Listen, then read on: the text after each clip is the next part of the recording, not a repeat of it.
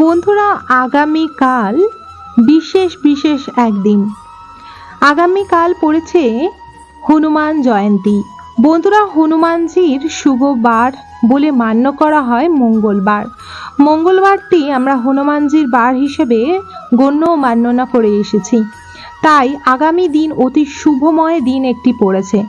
বিশেষ বিশেষ বাংলা বছরের নতুন নতুন বছরের পূর্ণিমা পড়েছে এবং তার উপরে পড়েছে বিশেষ এক যোগ, যেটি হলো হনুমান জয়ন্তী।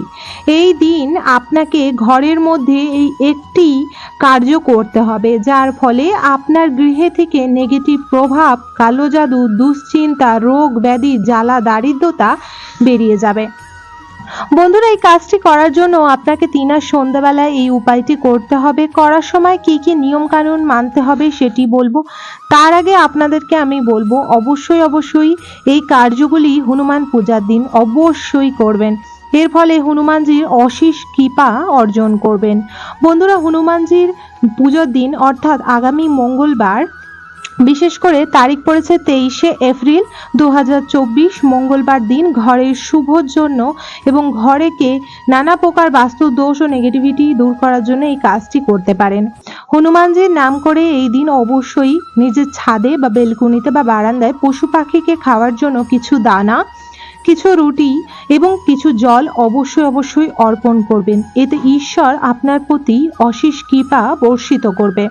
বন্ধুরা, যদি ঘরে আর্থিক সমস্যা থেকে থাকে তাহলে এই দিন আপনারা অবশ্যই মা লক্ষ্মী ও নারায়ণের পূজা করবেন এবং অবশ্যই বাবা মহাদেবকে পূজা করবেন।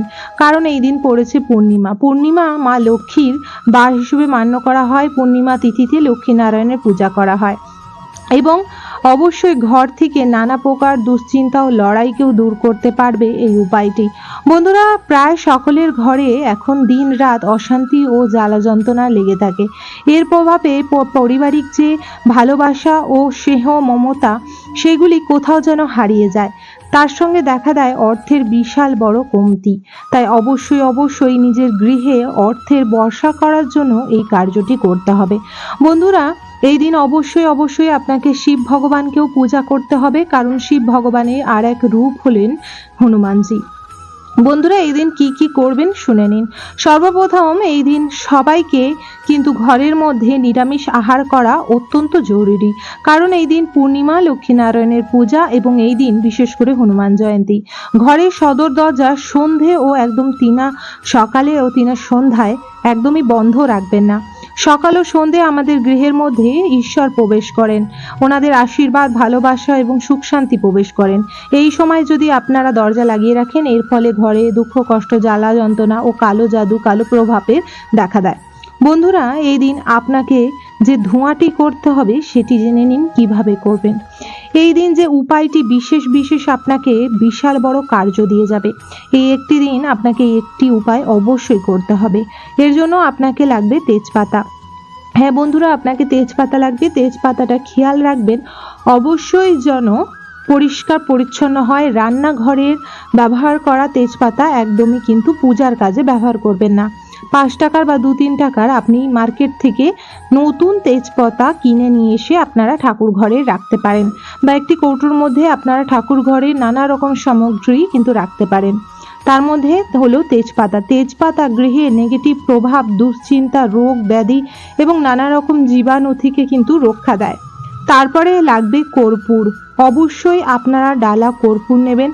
প্যাকেটে করে যে কর্পূরগুলো ছোট 5 টাকা বা 2 টাকায় পাওয়া যায়, সেই কর্পূরগুলো একদমই নেবেন না। আপনি 25 বা 50 কর্পূর অবশ্যই কিনে নেবেন, সেটি আপনার অনেক দিন চলবে। আর ডালা কর্পূর কিন্তু তার সুগন্ধি ও সুবাস পুরো আলাদা এবং এর মধ্যে কোনো রকমের ভেজাল মিশ্রিত করা থাকে না।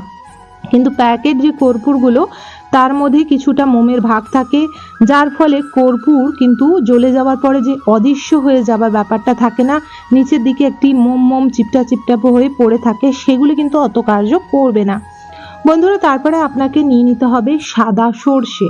হ্যাঁ বন্ধুরা, তারপরে আপনাদের নিতে হবে সাদা সর্ষে ও ঘরের উপর থেকে কালো জাদু, নেগেটিভ প্রভাব, কুদৃষ্টি এবং নানা রকমের ব্ল্যাক ম্যাজিককে নষ্ট করে আপনার গৃহে সর্বদা মা লক্ষ্মীনারায়ণ ও হনুমানজির কৃপায় পবিত্র করে তোলে। তারপরে লাগবে লবঙ্গ। বন্ধুরা, এখানে নেবেন 9টি লবঙ্গ 3টে তেজপাতা, হাফ চামচের মতো আপনার 3 আঙুলে যতটা সর্ষে উঠবে অতটা সর্ষে, একটু বেশি করে কর্পূর নেবেন যাতে এই জিনিসগুলি জ্বলে যায়। তারপরে একটি পাত্রর মধ্যে সামান্য ধুনো দিয়ে এটিকে সবকটি ধরিয়ে দেবেন এবং হনুমান চালিসা ঘরের মধ্যে চালিয়ে দেবেন এবং চালানোর পর বা হনুমান চালিসা পাঠ করতে করতে ঘন্টি বাজিয়ে সারা গৃহে আপনাকে এই ধোঁয়াটি দেখাতে হবে। আপনার বাসস্থানের চারিদিকে দরজা ও জানলা খোলা রেখে এই ধুনোটি দিতে হবে। ধুনোটি দেওয়ার আগে সারা ঘরে অবশ্যই গঙ্গার জল দিয়ে ছেটাবেন, দিয়ে পবিত্র করবেন। তারপরে আপনারা সদর দরজায় 2টি অবশ্যই প্রদীপ অর্পণ করবেন। তারপরে এই ধূনাটা অবশ্যই সারা গৃহে দেবেন হনুমান চালিসা পাঠ করতে করতে।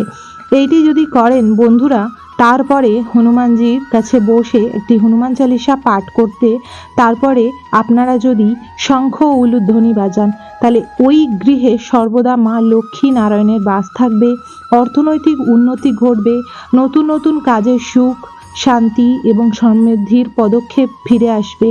এবং যারা প্রচুর দিন ধরে অনেক প্রকার চেষ্টা করছে পায়ের ঘাম মাথায় ফেলে সাকসেস আনার জন্য কিন্তু আসছে না, তারা কিন্তু এই উপায়গুলি করে দেখতে পারেন। এতে গ্রহর ফের কাটে এবং লক্ষ্মীনারায়ণ ও নানা রকমের যে তন্ত্রক্রিয়া সেগুলিও কেটে যায় এবং ঘরের মধ্যে ভগবান ও ঈশ্বরের বাস হয়।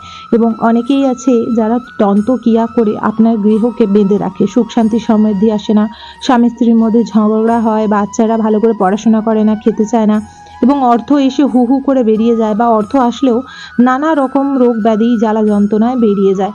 এর ফলে অবশ্যই আপনারা এই কার্যটি করবেন। এই দিন পূর্ণিমা, অবশ্যই মা লক্ষ্মীকে 3বার সিঁদুর অর্পণ করে সেই সিঁদুর যদি আপনারা ধারণ করতে পারেন, এতে কিন্তু স্বামী স্ত্রীর সম্পর্ক মজবুত হয় এবং আয় উন্নতির সাথে আপনাদের সম্পর্ক মজবুতের সাথে আপনাদের স্বামীর সর্বদাই কল্যাণ ও মঙ্গল করেন ঈশ্বর।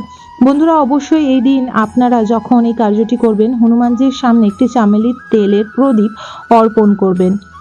এই দিন হনুমানজিকে অবশ্যই লাড্ডু অর্পণ করবেন, কলা, গুড় ও কাঁচা ছোলা, তার সঙ্গে নারকেল অবশ্যই অর্পণ করবেন। এতে হনুমানজি অতি প্রসন্ন হবে। বন্ধুরা, এই দিন অবশ্যই আপনারা যখন এই ধূনাটি করবেন, তখন আপনি পারলে আপনার যেখানে টাকা রাখেন, ক্যাশ বাক্স বা তিজোরি, সেখানেও এই ধূনাটা অবশ্যই দেখাতে পারেন। এটি অতি পবিত্র মঙ্গলময় ধূনা। যারা শনি ও মঙ্গলবার নিত্য পূজার সঙ্গে সঙ্গে এই ক্রিয়াটি করতে পারবে, হনুমান চালিসা বা মা কালীর নাম করে করে বা হনুমান চালিসা পড়তে পড়তে, তাহলে তাদের গৃহে কোনোদিনও অর্থ কমি হবে না, সুখ শান্তি সমৃদ্ধির কোনো কমি হবে না। লক্ষ্মী নারায়ণের নিবাস হবে সেই গৃহে, সর্বদা সুখ শান্তি বিরাজমান করবে সেই গৃহে। সেই গৃহে থেকে কোনোদিনও কোনো প্রকার দুঃখ, কষ্ট, জ্বালা যন্ত্রণার খবর আপনারা পাবেন না। আশা রাখবো বন্ধুরা আজকের এই ভিডিও তথ্যটি আপনাদের ভালো লেগেছে। অবশ্যই হনুমান চালিসা পাঠ করে এই দিন অবশ্যই আপনারা সারা গৃহে এই ধূনাটি দেখাবেন এবং বাচ্চাদের, বড়দের সবাইকে এই সময় প্রস্তুত থাকতে বলবেন। এই ধোঁয়াটি যখন তাদের শ্বাস দিয়ে ভিতরে যাবে, তাদের উপরেও নানা রকম জাদু টোনা দূর হবে। আশা রাখবো বন্ধুরা আজকের ভিডিও তথ্যটি আপনাদের ভালো লেগেছে। যদি ভালো লেগে থাকে অবশ্যই একটি লাইক করবেন, কমেন্ট বক্সে অবশ্যই জয় হনুমানজি জয় অবশ্যই লিখবেন।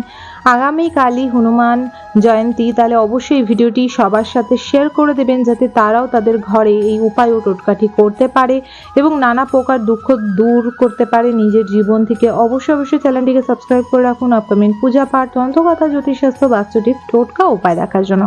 সকলে ভালো থাকবেন, সুস্থ থাকবেন। হনুমানজি যেন সবাইকে সুস্থ সবল ও আপদ বিপদ থেকে সর্বদাই রক্ষা করেন। হরে কৃষ্ণ, রাধে রাধে, জয় হনুমানজি জয়, জয় শ্রীরাম।